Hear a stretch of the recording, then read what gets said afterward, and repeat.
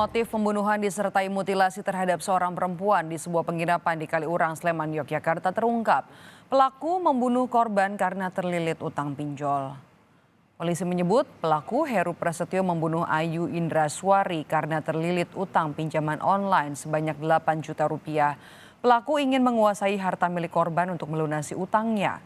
Setelah membunuh korban di salah satu penginapan di kawasan Kaliurang, Sleman, pelaku kemudian memutilasi tubuh korban dengan maksud menghilangkan jejak.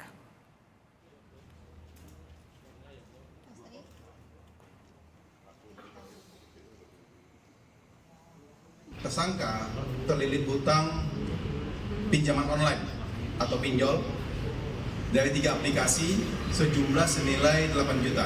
Alasan yang bersangkutan melakukan mutilasi sesuai dengan keterangan tersangka, yaitu untuk menyembunyikan jejak.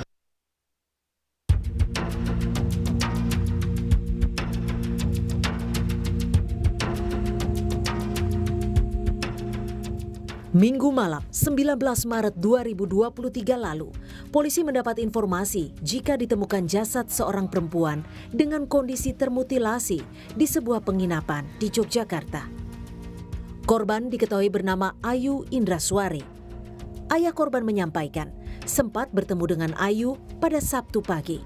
Namun pada sore harinya, keluarga sudah tak bisa lagi menghubungi korban. Jumat ketemu, Sabtu pagi masih ketemu, sore tak WA sudah nggak aktif.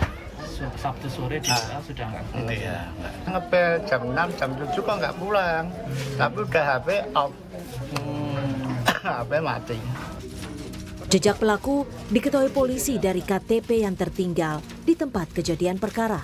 Selain kartu identitas, polisi juga menemukan secari kertas bertuliskan tangan pelaku yang berisi permintaan maaf.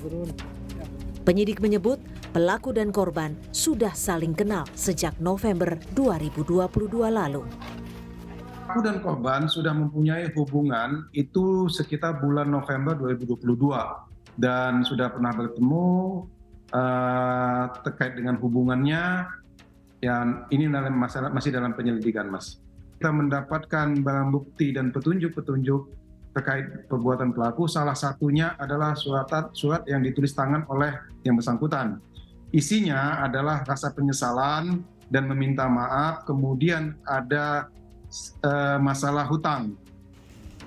Polisi akhirnya membekuk pelaku Heru Prasetyo di rumah kerabatnya di Temanggung, Jawa Tengah pada Selasa kemarin. Atas perbuatannya, ia dijerat pasal 340 KUHP, subsidiar 338 dan 365 KUHP dengan ancaman maksimal hukuman mati. Tim Liputan, Kompas TV.